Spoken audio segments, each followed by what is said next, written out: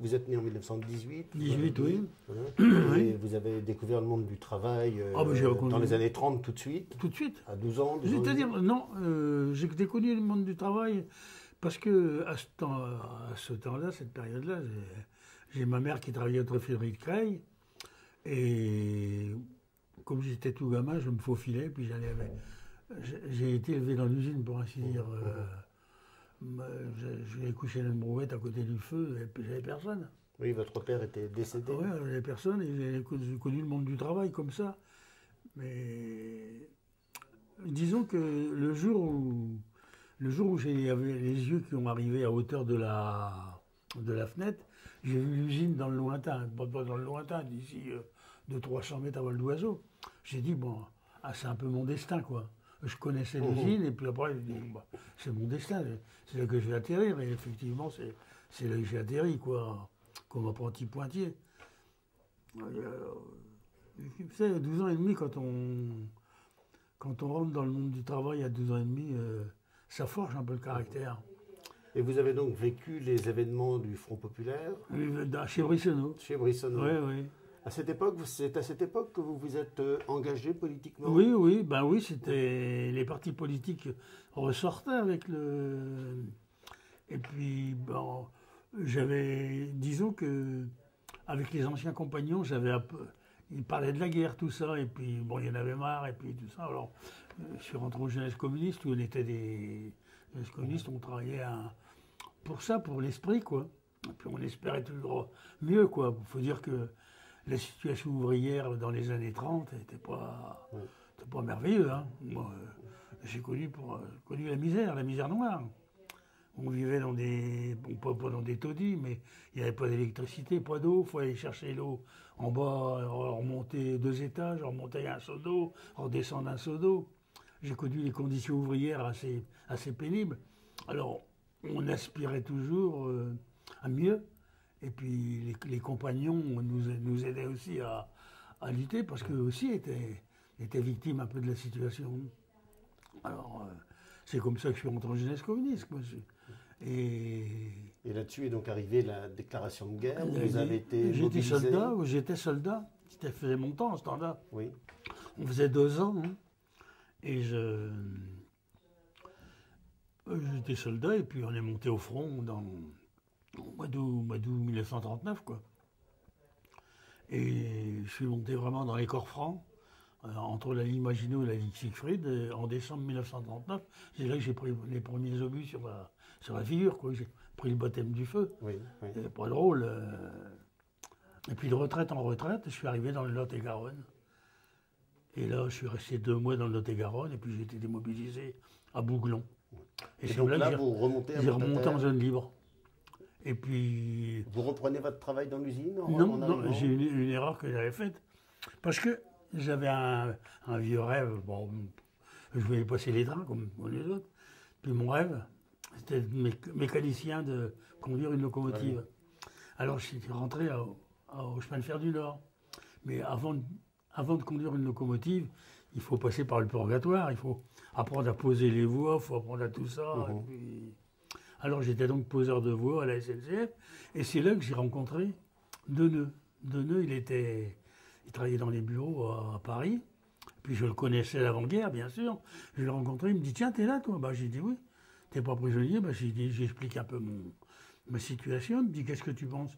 On voyait défiler les Allemands, il ne fallait pas qu'on soit sur les trottoirs, rien du tout. Le Parti communiste avait été dissous à cette époque, il n'y avait plus d'organisation. C'était la chasse aux communistes. Hein, alors il me dit, qu'est-ce que tu en penses? Je dis, je pense à rien. Je dis, tu sais, je pense comme toi. Il dit, il faut se débarrasser d'eux. Bon, faut pas rêver. Hein. Alors il dit, tu sais, le Parti communiste existe toujours. J'ai dit, oui, mais j'ai pas de contact. Hein. Bon, tout de suite, en octobre 40, hein. Pas de contact, j'arrivais de l'armée, quoi. Il dit, si, on organise le Parti communiste, les triangles. Puis je dis, qu'est-ce qu'on va faire? Il dit, il faut qu'on se débrouille pour avoir des tracts, distribuer des tracts. C'est là que je suis rentré à l'organisation spéciale du Parti communiste. On trimballait les valises de tracts, et puis on distribuait des tracts la nuit, on collait des petites affichettes sur les murs. Enfin, ce qu'on pouvait faire à ce temps-là, parce que on parle de la résistance, mais la résistance, elle n'a pas commencé du jour au lendemain de la guerre. Hein. Moi, je l'ai vécu. Quand on vient me dire, moi, tu comprends, la résistance, c'était ça. Ça va, oui, vous avez eu une approche très modeste, ben, bien sûr, dans les faits, ben oui, mais il y avait déjà, ça comportait déjà énormément de risques, ces actions. Ah, ouais. Quand on distribuait des tracts, on les distribuait la nuit. On avait quelques tracts sur nous, comme ça, entre deux patrouilles. Les patrouilles, on les entendait d'abord. Je les ai toujours dans les oreilles, les patrouilles. Quand on faisait un quartier, on entendait les patrouilles. Quand on entendait paf, paf, paf les patrouilles, on se planquait dans un coin, on piquait une tête dans une cave. Ou des fois, il y a des gens qui nous ouvraient les portes. Des gens qui nous avaient vus, ils ouvraient la porte, nous cachaient dans le coin, porte cochère. J'ai vécu tout ça. On a augmenté après le... Vous n'étiez pas vraiment dans un réseau, vous étiez plutôt dans un petit groupe, mais... Oui, le premier, c'est peut-être mentir. Moi, le premier triangle de l'organisation spéciale que j'ai connu, c'était avec Deneux. Alors, il y avait Roland Vachette, il y avait Deneux et moi, premier triangle que j'ai connu. Je ne dis pas que c'était le seul, hein, et que j'ai connu un des premiers triangles de la Craille. Marcel Deneux, il est mort en déportation. Roland Vachette, il s'est fait tuer à Saint-Denis, dans le Parti communiste, en FTP. Et moi qui est revenu, il n'y a que moi qui est revenu de Dachau. C'est-à-dire, je suis à 1 sur 3, quoi. Alors j'ai vécu toute cette période-là. Et votre petit groupe s'est étoffé? Vous avez mais non, oui, ben, il y a eu plusieurs. Après, il y a eu plusieurs groupes. Hein. Après, dans chaque usine, vous aviez des groupes de l'OS. Dans toutes les usines, petit à petit, on a essaimé, quoi. Le Parti communiste, il s'est reformé. Et puis, il y a eu des groupes d'OS, des triangles d'OS. Disons pas des groupes, des triangles d'OS dans les usines. Et je suis retourné chez Brissonneau, comme soudeur. Et là, chez Brissonneau, comme soudeur, c'est là qu'on a commencé à saboter. On a augmenté la résistance. La résistance du tract et du petit papier qu'on colle, et puis elle a augmenté. On a saboté dans les usines. On a saboté le rivetage, dans la mesure du possible. Hein. Faut pas non plus rêver. Hein. On a saboté un peu comment les roulements de wagons. On a saboté dans les... Oui, parce que la production était réquisitionnée par les Allemands. Ah oui, il y a 80% de la production, ils étaient là. Eux. Et les services généraux se sont aperçus que les trains sabotent. Et là est rentré chez Brissonneau, est rentré des gars de la Gestapo. Ils étaient en bleu de travail, mais ils ne salissaient pas. Ils surveillaient comme ça dedans. Alors c'est là que je me suis sauvé. J'ai quitté Brissonneau. Et je me suis planqué à la base aérienne de Creil. Mais je continuais à faire mon travail de militant, d'une autre façon, évidemment, j'étais plus dans les wagons. Et puis quand augmenter la résistance, ça a été les usines qui ont sauté, il y a eu des déraillements en 1942, et c'est là que j'ai été vendu, et puis j'ai été arrêté, quoi, fin septembre 1942. C'est vous seul qui avez été dénoncé, votre réseau? Non. Il y a eu plusieurs groupements FTP qui ont été arrêtés. J'ai été interné le 5 octobre 1942. Et vous êtes arrêté par qui, monsieur Biel? Les Français, comment on appelait ça, la brigade anticommuniste. Ils avaient donné un nom comme ça, les brigades anticommunistes, c'était des policiers français, des inspecteurs de police français, sous les ordres du commissaire Glorieux. Qui portait bien son nom. Ah oui, il portait bien son nom. Et bon, puis là, on a arrêté 42. 42, c'est la prison de Senlis, prison d'Amiens. Et d'Amiens, on a été transporté, jugé par le tribunal spécial à Amiens. Tribunal allemand, français? Non, français. Tribunal spécial, c'était la cour d'assises, réunie en session spéciale à huis clos, qui nous condamnait. Il avait le droit de condamner de mort jusqu'à la gracier, si on voulait, quoi. Si on voulait, s'il n'y avait pas suffisamment de preuves, on était jugé par la commission spéciale. En mars 43, je crois. Enfin, et vous, quelle a été votre condamnation? 3 ans de prison. Et on est resté un peu à Amiens. Et à Amiens, on est transporté à la prison centrale d'Est. La prison centrale d'Est, dans le Lot-et-Garonne. C'est une énorme prison Mais par les ordres de qui, de quoi, de comment, on n'en sait pas grand-chose. On était là-dedans, 1200 prisonniers résistants. Mais c'est de là qu'on a été emmenés après à Dachau. Et vous êtes parti de Royalieu, donc quel jour pour on a pris le débarquement à Royalieu. On est parti quelques jours après. Des derniers convois? Ah non, il y en a d'autres après. Il y a eu le convoi de la mort après. Et puis il y a le dernier train qui est parti beaucoup plus tard, au mois d'août, dont il y a eu une stèle dans la forêt, là. Et c'est là qu'on est parti. Alors, la déportation a eu lieu de Royalieu, parce qu'on les a mis à 100 par wagon. C'est ça qui nous a fait un peu... dans un wagon de marchand, dans un wagon, on était 100 par wagon, sans nourriture, sans hygiène, sans rien. Ce qui nous obligeait à pisser puis à faire nos besoins. La nature humaine est faite comme ça, faire nos besoins les uns sur les autres. C'est vraiment déshumaniser, c'est rendre un homme le plus bas possible, rendre comme une bête. Alors nous, les anciens DES, on était 1200, on a rempli une grosse partie des wagons, on n'a pas eu de perte.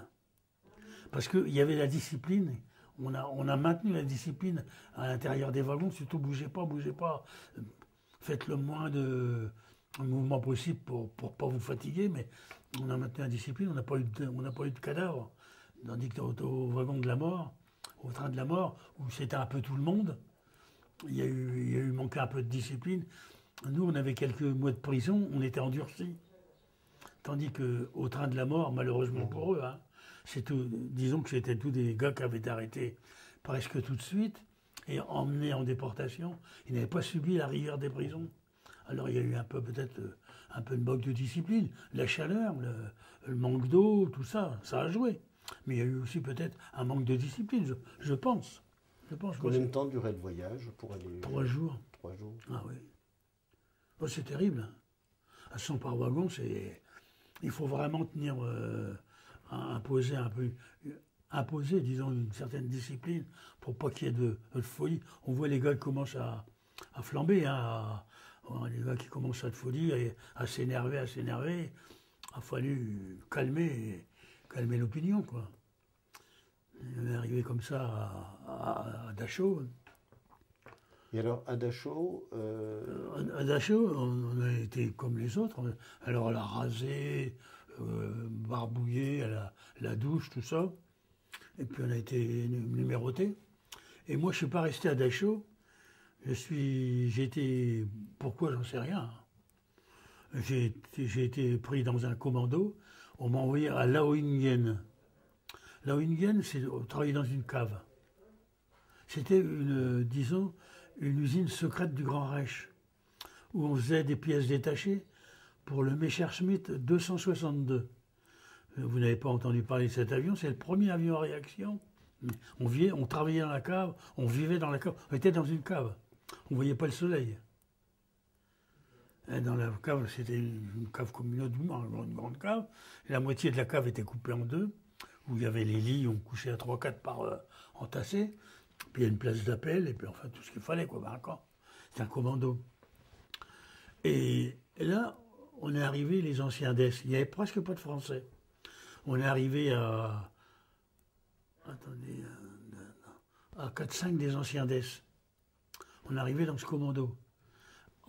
Disons qu'on a pris un peu la direction des Français. Parce que les Français, les minorités, c'est ça. Hein. Quand il n'y avait pas beaucoup de Français, ils subissent un peu le joug des autres, même déportés. Hein.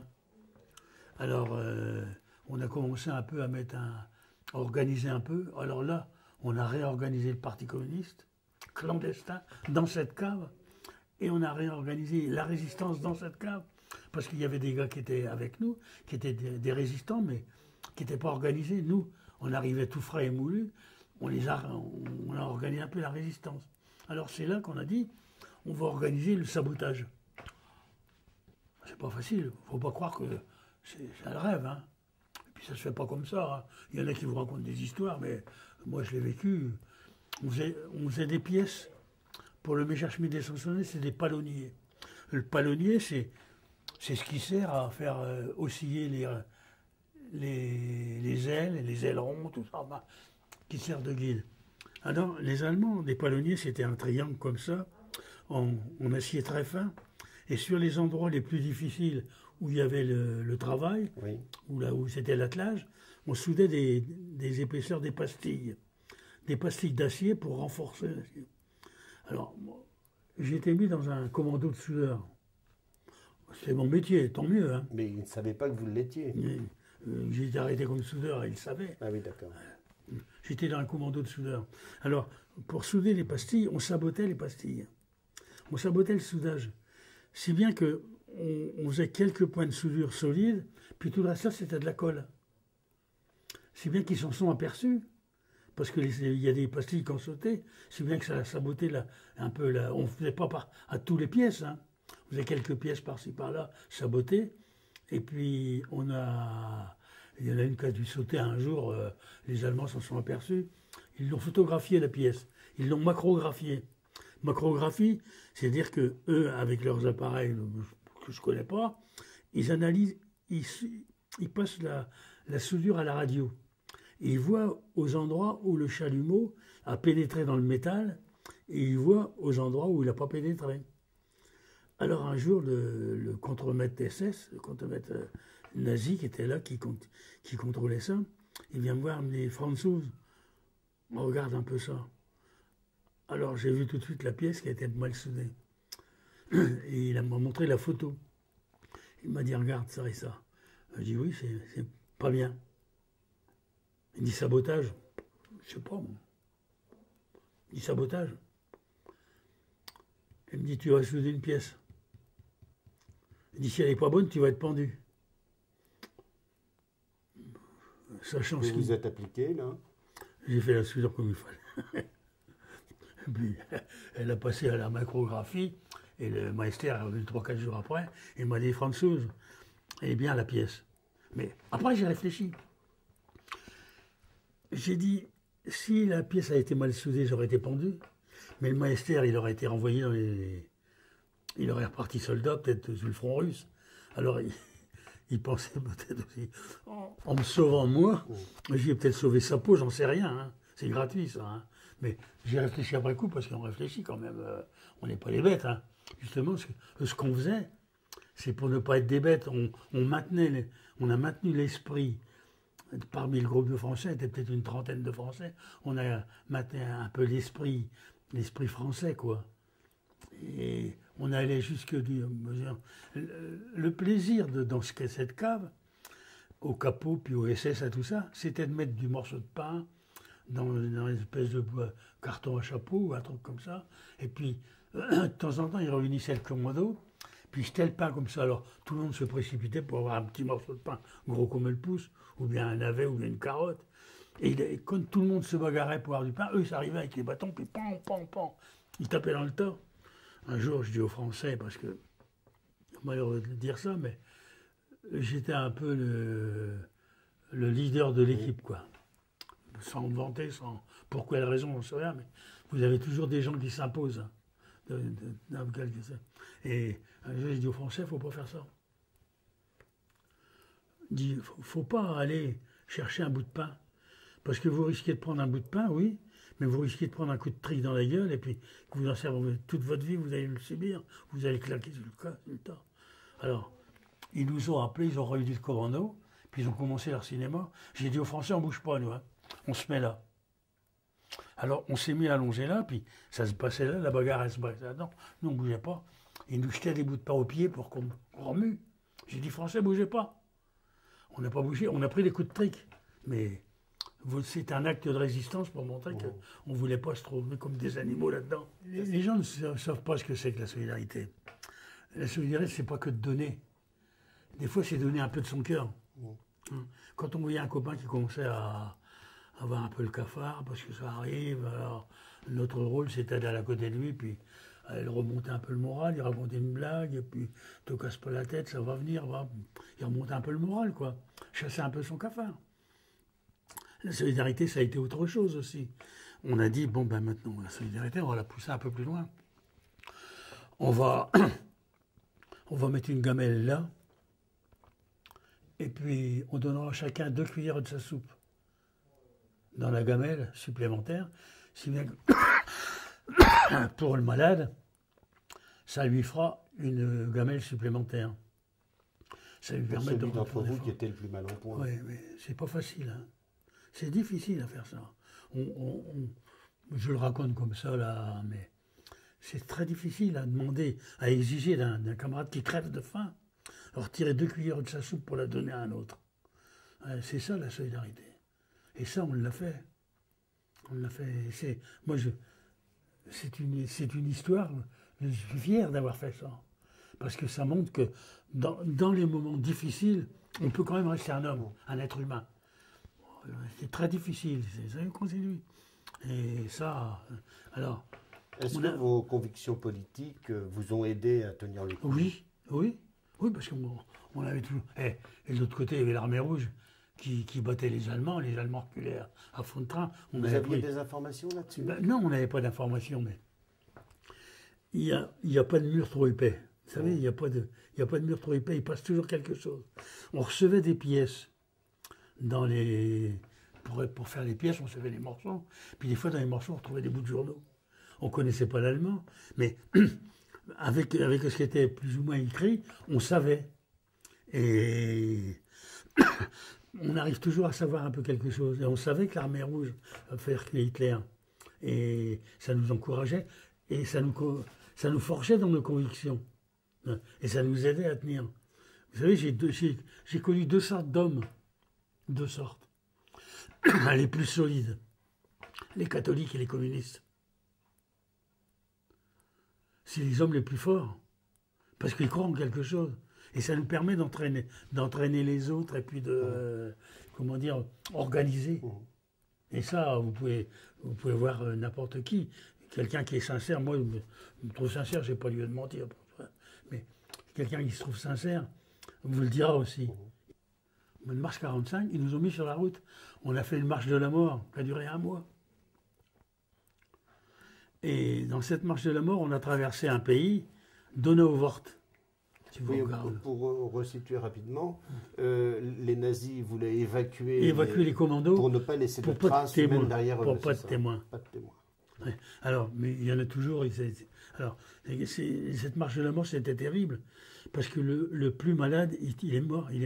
Celui qui tombe derrière, il est tué. Et la population, elle l'enterre. Plus ou moins bien, mais elle l'enterre. Non, on n'a pas de témoins. Un dimanche soir, il était vers 5 heures, il pleuvait, il faisait froid, on était entassés. Alors les baraques du camp, c'est des petites fenêtres en haut, hein, comme les baraques, des baraques. Puis en haut, dernier étage du lit, disons du lit, des bas-flancs, le dernier étage était à hauteur des fenêtres. Oui. Et il y a un gars qui était à hauteur de la fenêtre, il regardait dehors comme ça. D'un coup, il dit « Ah non, j'ai vu des uniformes kaki ». On entendait la bataille. Tout autour du camp, ça se bagarrait, les mitrailleuses, tout ça. On entendait la bataille, mais on ne pensait pas que les Américains étaient déjà là. Et puis il dit « Ah, j'ai vu des hommes des uniformes kaki ». On dit « Oh, il dit pas de conneries, t'as rêvé ». Et il me dit « Si, les voilà ». Ah, d'un seul coup, hop, les Américains sont arrivés. Alors là, ça a été l'explosion, évidemment. Tout le monde est sorti des baraques, courir vers les portes, il n'y avait plus de discipline possible. Il y a même des gars qui ont été tués par les miradors allemands. Il y a la bataille, quoi. Puis c'est là que les soldats américains sont arrivés. On a pleuré de joie, ça. Libre. Et les nerfs tombent. Vous savez, ça dure pas longtemps, mais vous avez un moment de dire ah, vous êtes libre. C'est un truc qui n'est pas explicable. C'est pas explicable, et puis c'est un truc. Puis après, bon, bah, on a cherché à retrouver des copains. On a fouillé un peu dans le tas de Maccabée, voir, parce qu'il y avait encore des gens qui vivaient sur le tas de Maccabée, qui vivaient mal, qui étaient au bout, mais si on pouvait les rattraper, et puis hein, on les cherchait dans les Maccabées, tout ça. Puis on a retrouvé des copains comme ça. On a appris un tel, il est mort, un tel, il est mort, un tel, il est mort à tel endroit. C'est là que ça fait mal au cœur. Quand on sent les copains qu'on dit mais tant que ça, c'est pas possible. Pourtant, on savait. Moi, comme j'ai dit, j'étais curieux. J'ai dit, moi, je veux tout voir. Je veux pouvoir dire en rentrant. ce que c'est que le nazisme, ce qu'ils ont fait. Je veux tout voir, Fort Cramatoire. J'ai vu, il y avait un train qui venait de Buchenwald. Les gars, on en parle dans l'histoire, je l'ai vu. Les gars étaient dans des tombereaux. Vous savez, les tombereaux, c'est des grands camions, des grands wagons, sans toit. Oui. On appelle ça les tombereaux. Les gars entassés là-dedans, mitraillés, coupés en deux, meurent de faim. Il y avait, je sais pas moi, combien de milliers d'hommes là-dedans, hein, dans ce train-là. Au Fort Cramatoire, il y avait un tas de cadavres grands comme ces 2 pièces, là, les uns sur les autres, sans compter ceux qui étaient dans le camp, là, dans les allées du camp, dans tout ça. Alors on a cherché les copains. Et voilà, alors on a changé de sentinelle. C'était plus des sentinelles nazis, c'était les Américains. Parce qu'ils nous ont empêchés de sortir du camp. Ça peut s'expliquer de plusieurs façons, enfin bref. Ils nous ont pas martyrisés, hein. Je dis pas ça. Hein. On a été soignés quand même. Mais peut-être que les alentours n'étaient pas sécurisés. Oui, puis ils nous ont dit, vous savez, quand ils nous ont libérés, d'abord la libération, on arrivait comme ça dans l'allée du camp, et les Américains arrivaient vers nous, et puis les Russes ont une habitude, on les connaît, hein, c'est pas leur désavantage, de contentement, ils attrapent les gens, puis ils lancent en l'air, ils le rattrapent. Vous l'avez déjà vu ça. Et ils attrapent un soldat américain, ils le jettent en l'air et puis ils le rattrapent. Quand il est tombé, le soldat américain, c'est une femme. Le casque est tombé, et puis les cheveux blonds tombés. Ça fait mal. Quand on voit ça, quand on voit cette femme, les cheveux blonds, on a reculé. Hein. Oh, ça dure 2 secondes, 1 seconde. À un moment, revoir une femme comme ça, habillée en soldat, là, devant ce tas de macabées, on voyait des tas de macabées, on voyait tous des cadavres ambulants, là. Voir cette femme, là, avec les cheveux blonds, là, ça vous fait une impression formidable. Quand je le dis, ça me fait mal. Et le général Leclerc est venu. Peut-être quelques jours après la libération du camp, qu'on était installés dans les casernes SS. Le général Leclerc est venu, et comme j'étais responsable d'un étage, un étage, il nous a reçus, 3, 5, 6 responsables comme ça. Puis on lui a dit, mais mon général, on veut rentrer en France. Alors, tel, je jure, ce que j'ai le plus cher au monde, il nous a dit, vous savez les gars, on n'a pas besoin de vous en France, il y a assez de merde comme ça, vous êtes tous malades, il ne faut pas rentrer. Et donc vous êtes resté sur place un certain temps. Mais il a dit, ce que je peux faire pour vous, c'est que demain, j'ai 15 camions qui retournent à Strasbourg. Et les 15 camions, je vais faire descendre mon groupe sanitaire. On va descendre des douches et tout, on va vous passer la visite, vous allez prendre des prises de sang. Et celui qui est pas porteur du typhus ou d'une maladie contagieuse, parce qu'on était tous malades, ou tuberculeux, moi j'ai 2 poumons pris, mais d'autres aussi, typhus, des maladies comme ça, microbiennes, vous les envoyez pas. Mais si ceux qui ne seront pas typhiques, vous les laissez partir avec mes camions. Et c'est comme ça que je suis rentré, avec les camions Général Leclerc à Strasbourg, le 15 mai 1945. À Strasbourg, on a passé les visites dans des visites, et puis ils nous ont mis dans le train tout de suite pour rentrer à Lutetia. À Lutetia, on est arrivé, on a repassé des visites, sécurité militaire et tout ça. Et un médecin m'a dit, mais toi tu devrais aller à l'hôpital, quand il a vu mon état. Plein de furonculose, tout ça, plein de flegmons, tout ça. Il me dit, devrais je dis, moi j'en ai marre, moi je rentre chez moi, et puis je suis rentré chez moi le 16 mai, quoi. Et en arrivant, est-ce que quelqu'un avait pu être prévenu de votre retour? Non, c'est-à-dire que quand on était au camp, la libération du camp, il y a Fernand Le Brunier, qui était attaché de l'air avec De Gaulle, qui était député communiste de Saint-Denis. Il est venu à Dachau. Et là, il a reconnu des copains qu'il connaissait, évidemment. Alors, il a dit, écoutez, les gars, j'ai pas beaucoup de temps devant moi, mais il dit, donnez-moi vos noms, et puis ce soir, je vais les donner à la télé, à la radio, pas de télé, hein, radio. Et mon beau-père écoutait ma fille, elle serait là, elle vous le dirait, elle l'a vu, elle a vu mon beau-père qui écoutait la radio. Et il a su que j'étais vivant à Dachau. Bon, Après, c'est revenu, quoi. La vie reprend son cours, quoi. On ne vous a pas cru. Quand on est arrivé, on a dit, voilà, on a été enfermés dans 100 dans les wagons. Il y en a qui m'ont dit, on ne peut pas mettre 100 personnes dans un wagon. Vous êtes des menteurs. Tu racontes tout ça, des centaines de cadavres, t'es pas mort, toi. Si bien que ça nous a fait un peu un recul, et puis on a pu parler. On a commencé à en reparler quand on a lancé le concours de la résistance, où on a été dans les écoles, où on rencontre des gens, on en parle maintenant. Mais on a été quelques années sans parler.